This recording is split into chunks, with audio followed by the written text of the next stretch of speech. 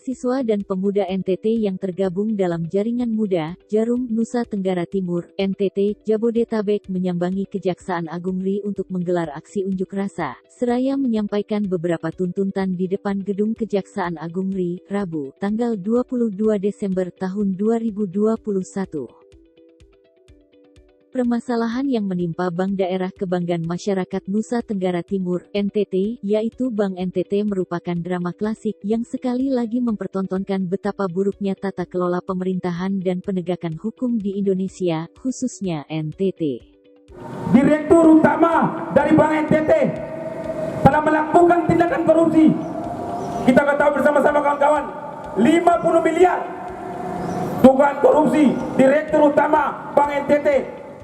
Permasalahan yang terjadi tahun 2018 lalu akhirnya terkuak ke permukaan, setelah Badan Pemeriksa Keuangan, BPK, Republik Indonesia melakukan pemeriksaan atas pengelolaan dana pihak ketiga, DPK, tahun 2018 dan 2019 pada Bank NTT.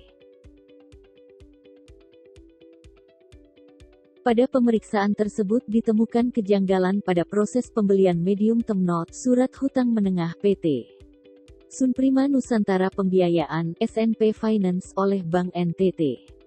Adanya dugaan pembelian dilakukan secara asal-asalan dengan tidak memperhatikan kondisi perusahaan yang saat itu sudah mengalami tunggakan triliunan rupiah di Bank Mandiri dan beberapa bank lainnya. Sesuai dengan amanat undang-undang untuk menegakkan dan menjalankan supremasi hukum, untuk kemudian menindak kasus-kasus korupsi yang terjadi di Republik ini, terkhusus di Nusa Tenggara Timur. Hal itu diperparah dengan adanya temuan pembelian surat berharga MTN tidak ada dalam rencana bisnis Bank NTT pada periode tersebut. Menurut laporan BPK, proses investasi tersebut tidak melalui uji tuntas untuk menilai kinerja PT SNP.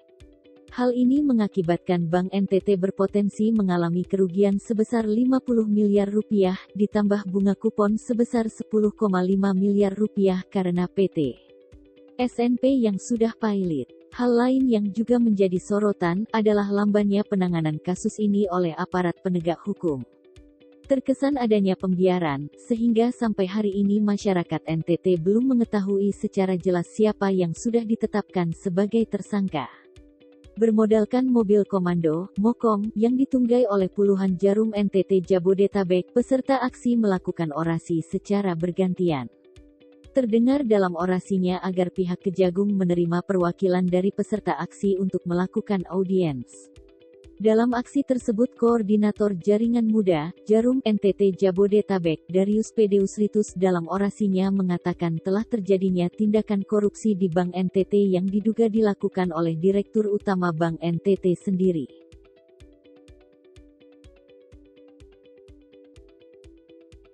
Kami ini adalah mahasiswa dan pemuda asal NTT, putra asli dari NTT yang ada di Jakarta. Sehingga mata kami, telinga kami selalu ada untuk tanah kehadiran kami, Bapak Ibu. Jadi, ketika kami bicara tentang hal yang terjadi di sana, artinya kami mengkhawatirkan tentang masa depan kami, tentang keluarga-keluarga kami yang hidup di sana. Hari ini mungkin 50 miliar itu kecil bagi orang Jakarta, kecil sekali. Dengan APBD-nya yang 72 triliun untuk Jakarta. Tapi bagi kami, itu luar biasa besar. Bisa berapa sekolah yang dibangun? Bisa berapa jalan bagus yang dibangun dengan itu? Bisa berapa daerah yang akan jadi listrik dengan uang sebanyak itu? Bisa berapa daerah yang bisa menerima sinyal dengan uang sebanyak itu? Tapi kenapa tiba-tiba ada namanya gagal bayar oleh Bank NTT? Hanya dengan satu kata, mereka lalai. Adapun beberapa poin yang menjadi tuntutan pada aksi tersebut, diantaranya kami datang untuk membawa 4 tuntutan. Pertama, copot Direktur Bank NTT hari ini karena menurut kami ada indikasi permainan di dalam proyek pembelian NTT itu sendiri.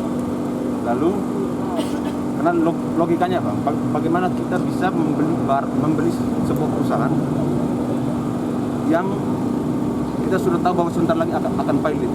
memiliki utang triliunan rupiah di bank-bank nasional. Nah, dan saat itu Dirut Bank NTT hari ini adalah orang yang saat itu di tahun 2018 itu paling bertanggung jawab untuk melakukan transaksi investasi katanya. Lalu yang kedua, kita meminta Kejati untuk memberikan semacam teguran atau advice kepada Kejaksaan Tinggi, maksudnya Kejaksaan Agung RI, agar segera memberikan perhatian juga kepada Kejaksaan Tinggi Provinsi Kupang, dalam hal ini Kejaksaan Tinggi Provinsi Nusa Tenggara Timur, agar bisa menindak kasus ini. Karena kan didiamkan sekian lama nih, sama sekali tidak ada pembiaran. Akhirnya kan publik mulai menduga-duga, kami mulai menduga-duga jangan sampai ada permainan, ada kong kali kong lintas elit NTT, akhirnya mengaburkan kasus ini. Lalu yang berikut, kami juga meminta agar perhatian untuk kasus-kasus lain yang serupa. Makanya hari ini kami datang ke Kejaksaan Tinggi. Selain bicara soal ini, kami ingin bicara soal hal-hal lain, kasus-kasus hukum lain yang belum terselesaikan di negara hari ini. Lalu yang berikut, yang paling utama adalah kami minta agar kasus dugaan korupsi ini diusut sampai tuntas. Jangan ada tersisa, karena sampai hari ini pun masih kabur. Apakah sudah ada tersangkanya atau belum? Kami belum bisa memastikan itu. Dan publik juga menunggu langkah tegas, terutama dari Kejaksaan Agung, agar segera memerintahkan kepada Kejaksaan Tinggi Kupang agar segera juga bertindak terhadap kasus yang sudah ada. Karena mungkin KPK kan tidak punya perpanjangan tangan di setiap provinsi, sehingga sesuatu yang diharapkan mungkin adalah Kejaksaan Agung. Bang, kalau ini dugaan korupsinya yang diketahui oleh masyarakat NTT sendiri itu oleh jadi Bank ada pembelian surat apa namanya? Ya surat berharga yang nominalnya 50 miliar. Lalu setelah dibeli, perusahaan tidak lama bangkrut. Satu bulan setelah itu bangkrut. Nah, kepada siapa kita mau berharap untuk pengembalian dana itu? Artinya ada kerugian Bank NTT sebesar 50 miliar. Yang lalu kalau dihitung kos setiap tahunnya, ada lagi tambahan sekitar 10,5 sampai 10,7 miliar. Nah, artinya total sekitar 60 sampai 70 miliar yang akan diderita oleh Bank NTT, kerugian yang sebegitu besarnya karena perbuatan ini. Ini mungkin secara umum ditafsirkan sederhana, atau secara ekonomi mungkin ditafsirkan sederhana bahwa orang membeli dengan tanpa pertimbangan. Jadi berdasarkan hasil audit BPK juga ada semacam kelalaian ketika memutuskan untuk membeli, tidak melakukan analisis secara mendalam terhadap kondisi perusahaan yang di mana Bank NTT mau berinvestasi, sehingga kemudian kita ketahui bahwa perusahaannya pilot segala macam, lalu sekarang kita mau terakhir, Pak. Ini kan bank pemerintah, sumber dana dari yang 50 miliar dari Bank NTT atau sudah ini kami belum tahu, tapi itu memang dana milik Bank NTT dan itu rencana dan pembelian itu tidak masuk dalam rencana belanja Bank NTT sendiri di tahun 2017-2018 tidak ada. Jadi pembelian itu di luar rencana belanja yang sudah ditetapkan. Harapannya apa nih Bang untuk ke depan nih Bang untuk Kejaksaan Agung ini, Bang? Ya, harapan kami Kejaksaan Agung segera bertindak lebih cepat, karena memang kami menunggu sebenarnya.